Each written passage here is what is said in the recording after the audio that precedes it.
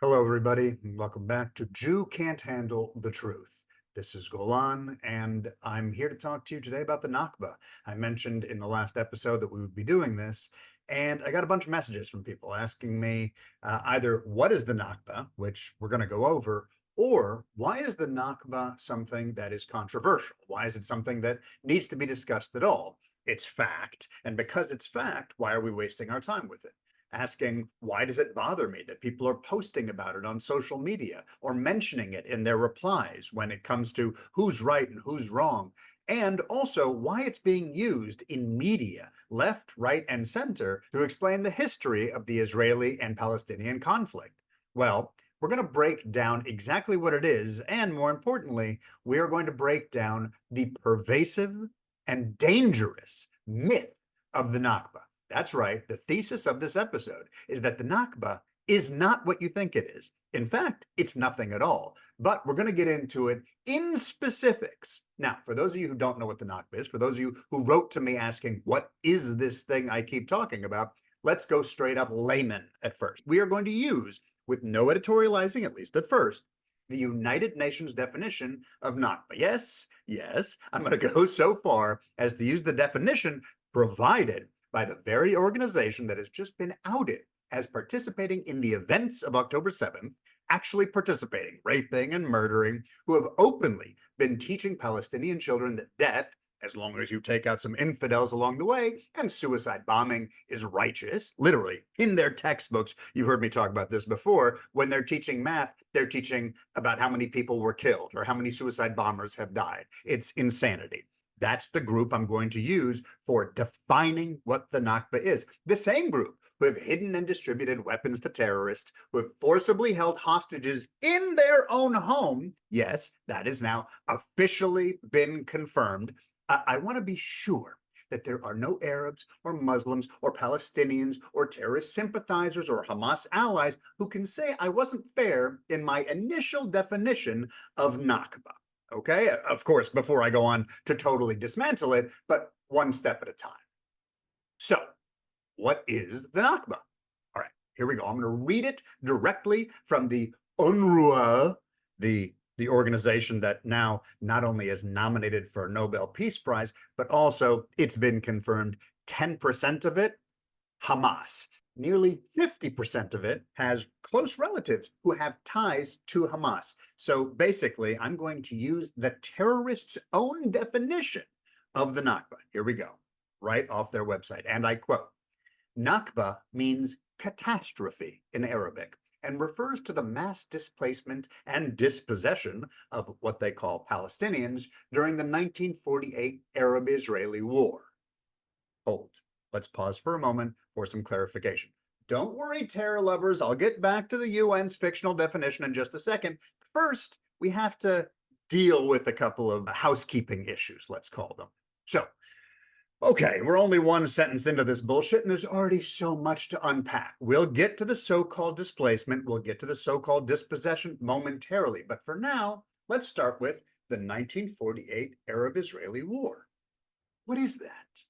We won't go all the way back, but the Jews have been in Israel for thousands of years, long before Palestinians existed, long before Muslims even existed. And the Jews have maintained a presence of some kind, but had been expelled time and again throughout that entire period. We'll bypass the history of Israel getting attacked and the Jews being kicked out of their indigenous homeland.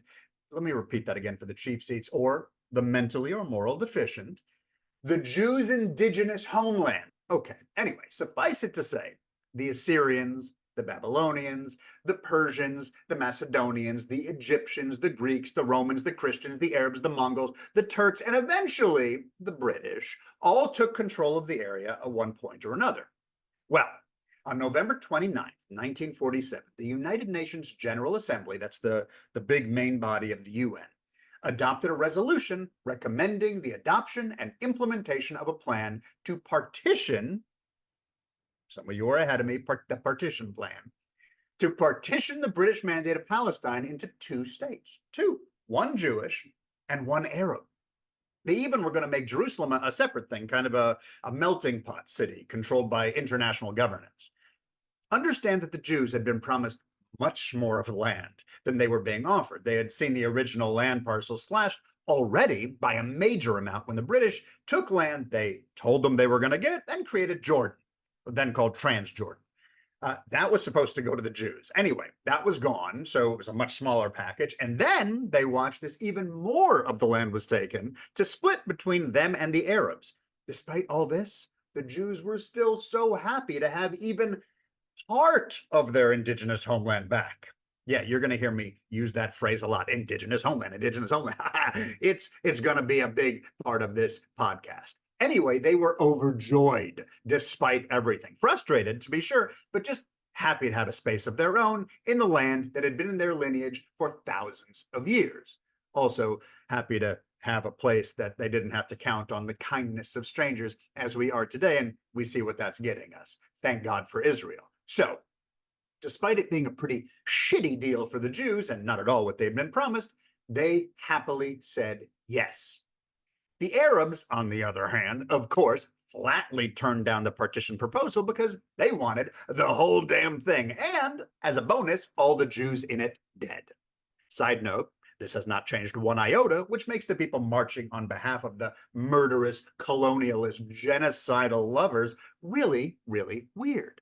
And when I say weird, I mean it makes perfect sense because Jew haters are going to Jew hate. Logic and truth be damned. I've seen this so many times already, just in the last week, but certainly since October 7th. Anyway, on May 14th, 1948, the British mandate ended and Israel declared independence. That's why the War of 1948 is known in Israel as the War of Independence. Within 24 hours, they didn't even let the paint dry, the Arabs immediately attacked Israel, trying to stop Israel from taking the land they had been given back. Right after being offered land of their own, mind you, and saying, hell no, we don't want that, gross. So much for them just wanting peace. Yeah. You know, because they're the religion of peace and all. And if you believe that, I have 72 virgins and a bridge in Brooklyn I'd like to sell you. It's cheap. But I digress. Let's just jump back over to the UN text for a second so you can see how things are framed there. Quote, back to the UN text, the terrorist text, if you will. The conflict between Arabs and Jews intensified in the 1930s with the increase of Jewish immigration and with the Zionist movement aiming to establish a Jewish state in Palestine, unquote. Let me break that down. In other words, according to the United Nations, Palestine existed with the Palestinians just doing their thing, peacefully, of course.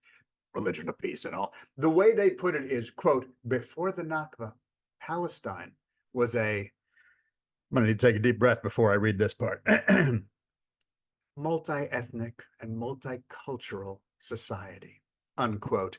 And then, per the UN, Israel snuck in a bunch of illegal Jews, played the replacement game, trying to steal the land for themselves. Wow, wowzers. Okay, kind of an interesting rewriting of history there now, and debunkable with like 7 minutes of research into the actual history.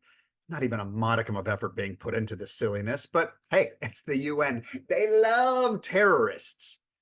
Any case, we all know that the Jews never fully left the region despite all the colonialization that had occurred to them. And we also know that during this particular time in history, when people were trying to murder the Jews left and right, they fled back to their indigenous homeland whenever they could, whenever possible. I warned you, you'd hear that phrase again, indigenous homeland. Unfortunately, because they didn't have Israel back yet officially, they were often turned away. For instance, during World War II, where they ended up in ovens and mass graves, but they tried to go home again whenever they could. At the UN's version, though, right? It would be shocking if we didn't know that the UN was a deeply racist and anti-Semitic organization with a bunch of actual UN employees murdering, turning out to be infanticiders and rapists. But we do know all that, and sadly, much, much more. You can watch some of my previous videos to get an idea of which countries are on the UN Human Rights Watch Committee, or better yet, who is actually chairing the UN Human Rights Council meeting in Geneva, home of the Geneva Convention. Hint, Iran. It's Iran. Iran is chairing the UN Human Rights Council meeting in Geneva. Oh my God. Anyway, let's keep going with the UN's version for a minute, because it's if nothing else, if it's not educational, at least it's entertaining, right? Quote, Jewish militias launched attacks against Palestinian villages, forcing thousands to flee. Unquote. Let's put aside that this simply didn't happen. It's a total fabrication, and like kind of a dumb fabrication that is obviously untrue. I don't mean to insult the Jew haters who have swallowed this anti-Jewish propaganda whole directly from the Hamas. Give me more of that. Hey, oh, it's so delicious. I get that you hate Jews so much that you're willing to pretend that any of this is true. But if you truly believe it, like any part of it, then you're a fucking idiot. I can't put it any other way. It's beyond gullible. It teeters into brain damage territory. In fact, let's review what the Israelis actually publicly stated and lived by even years earlier, before they knew they were going to get their land back. Okay. Way back in 1937, a decade before the partition plan was even offered up, just based on the hope that Jews would be able to go home again. The man many consider to be the founding father of Israel, David Ben-Gurion, said the following, and I quote, "We do not wish and do not need to expel Arabs and take their places. All our aspiration is built on the assumption, proven throughout all our activity, that there is enough room in the country for ourselves and the Arabs." Unquote. Pretty straightforward message that negates most, if not all, of the Nakba narrative on its own. I'll even throw in that right after Israel was granted their land back by the UN, like 2 weeks after that, Ben-Gurion again said something very, very similar. And I quote, "In our state, there will be non-Jews as well, and all of them will be equal citizens, equal in everything without exception." Unquote. He went on to say that, quote, "The attitude of the Jewish state to its Arab citizens will be an important factor, though not the only one, in building good neighborly relations with the Arab states." Unquote. You see, despite people misusing the words genocide or apartheid or the phrase ethnic cleansing, Israel has never been a place where Arabs had to fear for their inclusion. That includes the 2 million who live there today, all with full rights, who are Supreme Court judges, who are in the government, et cetera, et cetera, et cetera. Right now, if an Arab comes over from the territories into Israel, they're safe. They can go get a coffee.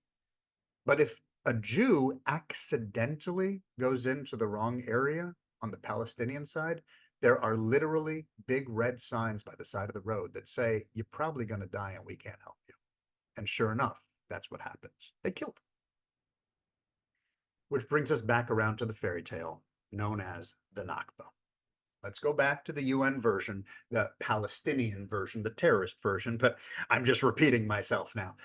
Quote, "The situation escalated into a full-blown war in 1948 with the end of the British Mandate and the departure of British forces, the declaration of independence of the State of Israel," unquote, and pay special attention to the way they phrase this next part, quote, "and the entry of neighboring Arab armies," the entry, just the entry of armies, the entry of neighboring armies. I'm not sure what that means. They came over to welcome their new neighbors, borrow a cup of sugar. Since the UN doesn't clarify it, let's keep going and see if we can glean an explanation through context. All right. They go on to say that after that, quote, "entry," just the entry of neighboring armies, entry, gentle entry, like a massage. Quote, "The newly established Israeli forces launched a major offensive. The result of the war was the permanent displacement of more than half of the Palestinian population," unquote. Wait, I'm sorry. Hang on. I don't mean to keep stopping their text, but there's so much to unpack, and I have to do it piece by piece. So one more time to recap. Neighboring armies stopped by to bring over a housewarming gift, maybe a pie or something, and then the dastardly Israelis just attacked, launched a major offensive. Hang on, I need to check something. The phrase "to launch an offensive," let me just look this up real quick. Hang on.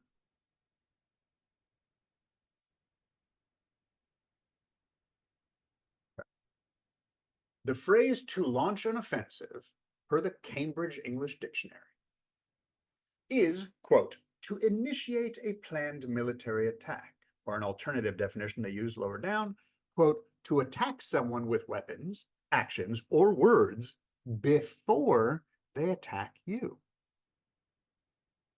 Weird. I'm sure you've picked up by now, despite my heavy use of sarcasm, that the UN is really twisting themselves in linguistic knots to justify this. The reality is that the Arabs attacked and the Jews defended themselves from said attack. Period. But the way the UN phrases it, the Arabs came over, just came over, and then the Jews attacked. Even their attempts at making it sound like the Jews were the aggressors fail miserably. You know, I think I know why. I think I know why their text is so shitty. It's probably because they didn't hire Jews to write that part. We're really good at writing stuff. To date, in fact, over 50% of all nonfiction Pulitzer Prizes have gone to Jews, despite us being only 0.2% of the world's population. So, I mean, that's not really UN's fault. They had a handicap on that one. I'm sure we could have made it work. All us. Jokes aside, this is the actual text from the UN I'm quoting. It doesn't even attempt to be honest about the so-called Nakba. But maybe it really was just bad writing on the UN's part. You know what? Benefit of the doubt. Let's move past the United Nations and continue giving the official Palestinian version itself the benefit of the doubt. Then we can see if their narrative can be debunked. So, moving away from the UN, this is the Palestinians now. According to the Palestinians, the illegal Jewish immigrants simply out of nowhere started attacking peaceful, and let's not forget multicultural, Palestinian villages. According to Palestinian history, the Jews went in and started to kill and maim and terrorize until the poor Palestinians escaped for fear of death or injury, leaving their homes behind. So, a mass forced migration based on violence, which, interestingly, would be the textbook definition of ethnic cleansing. What a weird coincidence. Also, it sounds a lot like what the Palestinians have done and still do today, using just the 1929 Hebron massacre and October 7th as two pretty good examples. If any of this were true, and the Jews actually did all the stuff the Palestinians made up, even I would think the Israelis are the villain in this equation, which is, of course, the goal of the narrative. Before I even address whether this initial claim of Jews marauding into quiet Palestinian villages is true, we have to go back a few years to set the stage. There's some stuff that is conveniently left out of the Palestinian Nakba fable. Flashback to 1941. The Nazis were on the rampage, and the final solution, as they called it, was just being implemented. Mass shootings had already started, the camps were being built, and that's when the Grand Mufti of Jerusalem, Haj Amin al-Husseini, aka a giant piece of shit, flew over to meet with a few German leaders. Just a couple, namely Hitler, Himmler, von Ribbentrop, and a few other luminaries. Good guys. Anyway, he was offering support to the Nazi cause and asking for money so he could launch an offensive against the Jews in Israel. Side note, he even accidentally admitted on the record that so-called Palestine was the Jewish state by asking Hitler, once Hitler finished winning the war, to declare, and I quote, the Jewish home in Palestine to be illegal, unquote. Oops, he said the quiet part out loud. In his defense, I'm sure he wasn't expecting that to get out. He thought the Nazis were going to win and all of us would be dead. Bad move, dude. Next time, keep it to yourself. Hitler gave the Grand Mufti the equivalent of $1,875,000 a month to build his genocidal, colonizing Muslim army to take down the Jews when the time was right. Hitler was very clear about it. Not now, when the time was right. And in return, the Grand Mufti sent over 20,000 Muslims to help the SS, yes, that SS, kill Jews in Croatia, Serbia, Bosnia, and Hungary. Yeah, a bunch of Muslims actually worked with the Nazis, not just met with them, as some people think, not just had a meeting and thought maybe in the future we'll do some collaboration. No, no, no.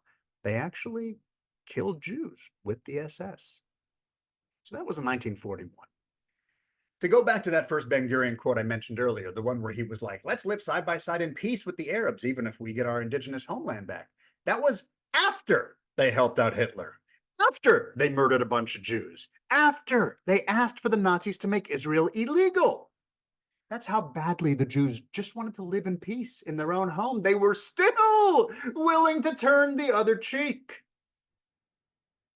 Then in 1944, the same Grand Mufti pile of trash did a big radio broadcast from Germany. There's no denying any of this either, as it was publicly beamed out to the world. He stated live to his Muslim followers, and I quote, of course, "Rise as one and fight for your sacred rights. Kill the Jews wherever you find them.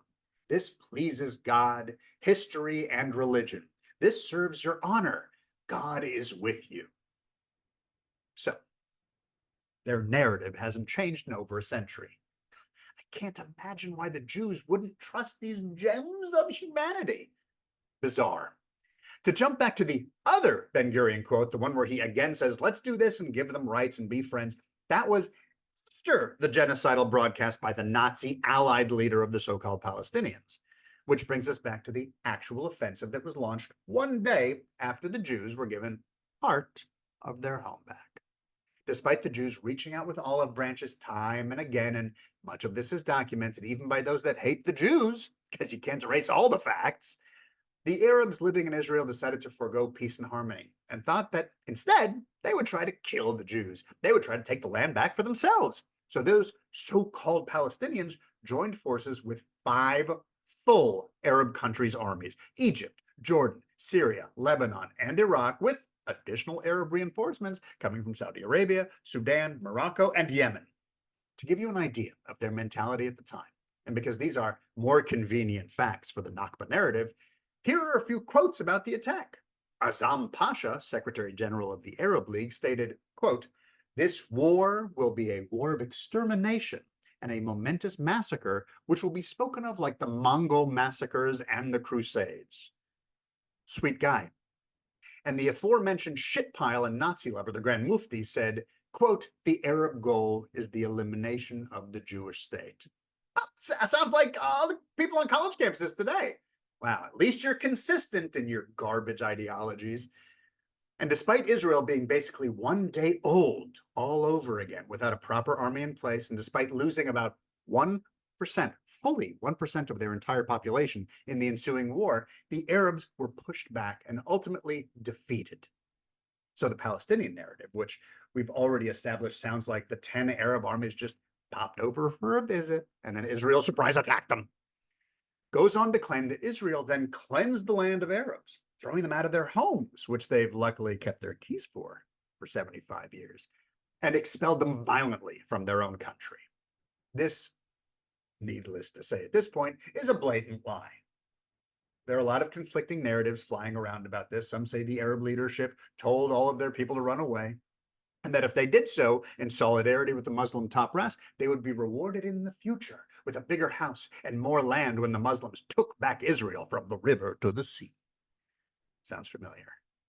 Another supposed possibility was that the Muslims wanted to stay in their homes but didn't want to be ruled by Jews, who now legally had been given their land back, so they ran off to avoid that. There are other concepts that are out there and other theories, but let's put all of that aside and only focus on what we can prove. There are recorded appeals from the Israeli establishment asking the Arabs not to leave even after the Arabs had attacked Israel and failed. The Israeli labor unions wrote, quote, "Do not destroy your homes. Do not lose your sources of income. Do not bring upon yourselves disaster by evacuation. The Haifa Workers' Council and the Histadrut advise you for your own good to stay and return to your regular work," unquote. This was ignored by the Arabs. Likewise, it is recorded that British and Jewish military and political leaders asked the Arab residents of Haifa, which amounted to about 10% of the Arabs in Israel at the time, to stay in their homes, and even proffered what was later called by the British a generous offer to try to convince them to stay. According to author and historian Benny Morris, no lover of Israeli government policy, on April 22nd, during a Haifa town hall meeting, the Arab delegation announced that its community was going to evacuate the city, despite all the goodwill that the Israelis were trying to throw their way. Haifa's mayor, Shabtai Levy, and a British Major General, Hugh Stockwell, who didn't like the Jews, both pleaded with the Arabs to reconsider and to stay. In fact, according to Ephraim Karsh, head of the Middle East program at King's College in London, Levy was in tears as he begged the Arab leaders to tell their people to stay, promising them safety, promising them security. According to Karsh, the Israelis were desperate to keep the Arabs of Haifa in place, specifically so they could show the whole world that Israel treats its minorities well. They were going to, they wanted to. By many accounts, the reason the Arabs refused was because the Arab Higher Committee, as they were called, chaired by that very same Grand Mufti, had ordered them to leave. In fact, threatened them if they didn't leave. By the way, the same thing happened in Jaffa, the mostly Arabic suburb of Tel Aviv. British military archives, again, fact, show that the Israelis asked the Arabs to stay if they could refrain from fighting, refrain from killing. But the Grand Mufti forbade it. I guess they just weren't capable. For Karsh, in his book Palestine Betrayed, quote, in retrospect, it is clear that the Mufti wanted the Arabs of Haifa and Jaffa to leave because he feared not that they would be in danger, but that their remaining would provide greater legitimacy to the fledgling Jewish state. It's a classic tantrum, cutting off your nose to spite your face situation. And yes, there are a few disparate examples of Arab communities within Israel that agreed not to join in on the fighting during the war and stayed in Israel. Those are the ones you often hear about when people talk about ethnic cleansing or specifically how the Nakba got people kicked out of their homes. The thing that they leave out is those communities that agreed not to join in on the fighting then broke their word and attacked the Jews, killing soldiers, slaughtering civilians, etc. This happened in places like Lydda and Ramleh. You can look them up if you'd like to find out the particular histories. Suffice it to say, in those cases, after their genocidal uprisings were put down, the Arabs who had violently broken the ceasefires that they had agreed to were summarily kicked out of Israel. I don't think that qualifies as Nakba status either, as they brought their fate onto themselves. To be blunt, they were lucky they were able to walk out after what they pulled. Let's try to put all this in comparative perspective. Okay, let's do metaphors. You live in an apartment building. The apartment building changes hands. A new owner has come in. They don't change anything about your apartment. You can stay there, even your rent won't increase. But you don't like the new owners because you're a racist. So you attack them and you try to take over the apartment building. They beat the shit out of you and stop you from trying to take what isn't yours. When they're done and they feel you're sufficiently convinced that crime doesn't pay, they ask you to stay, despite your behavior, as long as you can act right. And you decide, out of spite, but also out of a misguided desire to come back and take over the building later, that you're going to leave anyway. No big deal to leave if you're going to be able to take it over later, right? And then you hang on to your keys to that apartment for 75 years, passing them down to your kids, passing them down to your grandkids, all the while complaining, lying that you were kicked out. You call the day you decided to leave the catastrophe and play the victim every day since. That's what we're dealing with. It's time the world knew that this was a fiction, that the Nakba that is now being celebrated within the walls of the UN, literally, they held an event, and by members of Congress and the House of Representatives, hi, you piece of shit, Rashida Tlaib, is nothing more than a not so cleverly written fabrication designed to vilify Israel, denigrate the Jews, allow the Muslims to manipulate the sympathies of those who don't do research themselves, and on and on. When I discuss the topic of Israel and Gaza, or listen to empty-headed people talk about it on podcasts, or see sheep repost memes about it on social media, the Nakba inevitably comes up. One person I used to respect asked me, why does it bother you so much that I bring up the Nakba, since it's just a historical fact? To be fair, I lost respect for her months ago when she stopped using her brain and started just copy pasting obviously false Jew-hating stories and genocidal propaganda online. But that question she asked still stuck with me. I responded by saying this, because at best, the Nakba is a myth born of skewed histories and false narratives. At worst, it's straight up blood libel that ignores reality in order to beat the listener into submission with repeated lies. If you try to kill me and I manage to stop you from doing so, and then you run away because you're mad you were unsuccessful, you are free to call it a catastrophe. You're free to be upset that you failed to kill me.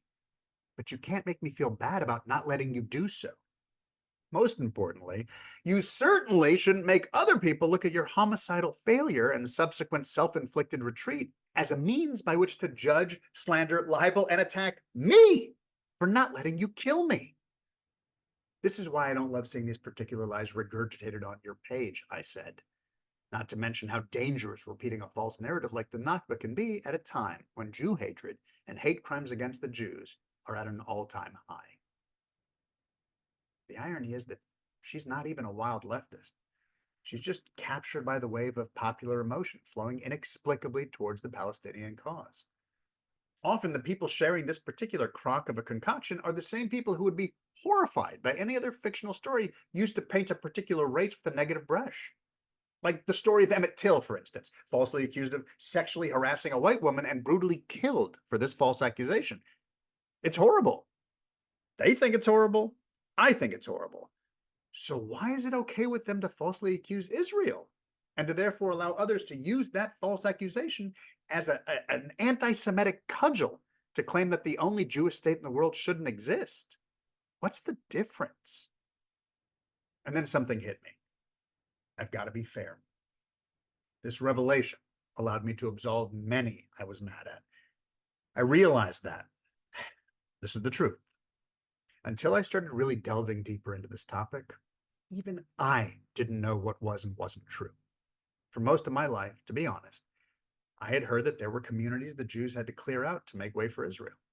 I will admit, for better or for worse, I dismissed this as non-lethal collateral damage. I kind of brushed off the trauma that would have caused. Forget whether I think anybody should hang on to their emotional anguish or perceived slights for decades instead of just healing and moving on. That's not for me to say, and I'm not trying to infer that. What is for me to say is that I shouldn't have dismissed those affronts so easily back when I thought they were true. Now that I know they're not true, it's a different story. But many are not doing the amount of research I am in their day-to-day life. They hear about the Nakba every 5 minutes from supposedly respected organizations and have no reason to think it's all manufactured. For instance, the UN, which commemorated the anniversary of the Nakba in 2023, states the following on their website, quote, "The Nakba anniversary is a reminder not only of those tragic events of 1948, but of the ongoing injustice suffered by the Palestinians. The Nakba had a profound impact on the Palestinian people who lost their homes, their land, and their way of life. It remains a deeply traumatic event in their collective memory and continues to shape their struggle for justice and for their right to return to their homes," unquote. With that being the accepted rendering of history, how can I be mad at anyone who has been fooled into believing it for trying to honor that generational pain? The answer is I can't be. But what I can do is try to show them that it's not true, that they've been made into useful idiots, parroting those false stories crafted by terrorists and passed down by Jew haters. Like G.I. Joe used to say, knowing is half the battle. So that's why I'm here. And that's why this episode exists. If someone comes at you with the myth of the Nakba, feel free to use anything here as a resource. Send them the whole episode if you want. Some may not listen, and those people are generally not concerned with facts and history. Maybe just forget them. Those people want an excuse to hate on Jews. You'd be wasting your time to tell them otherwise. But some will listen. I speak from personal experience. I've seen people change their minds, be shocked to find out the truth, delete their old bad tweets. Much like today, people call for Israel to stop defending itself in a war that they didn't start and didn't want, instead of asking for Hamas to surrender and return the hostages. The one thing that would have prevented 100% of innocent collateral war damage in Gaza, and the one thing that the anti-Jewish hate mobs simply don't want to ask for. Likewise, back then, if the Arabs had accepted the partition plan, there wouldn't have been a single Palestinian refugee. There wouldn't have been a single Palestinian death. Likewise, if they hadn't attacked Israel, trying to genocide and ethnically cleanse the Jews, just like they had in their other Arab territories. If they had accepted any attempts at reconciliation back then, or the many times it's been offered since, they could have saved countless lives and built a beautiful paradise for themselves and their descendants. It's up to all of us to keep pushing back against this false narrative. Don't let people use the supposed Nakba to try to gin up sympathy or to try to pretend that anything the Palestinians have done, from hijacking airplanes to launching rockets at civilian centers to raping grandmas and dismembering children, is justified because of what happened to them in the past. Frankly, even if it were all true, it wouldn't justify any of that. But knowing that it's just lies makes it far, far worse. Tell them so. Stand up tall. Don't let them get away with it anymore. That's my message today. I hope this was enlightening. I hope it was helpful. As always, thank you for letting me be a resource. Thanks for listening. Stay strong, stay safe, and Am Yisrael Chai.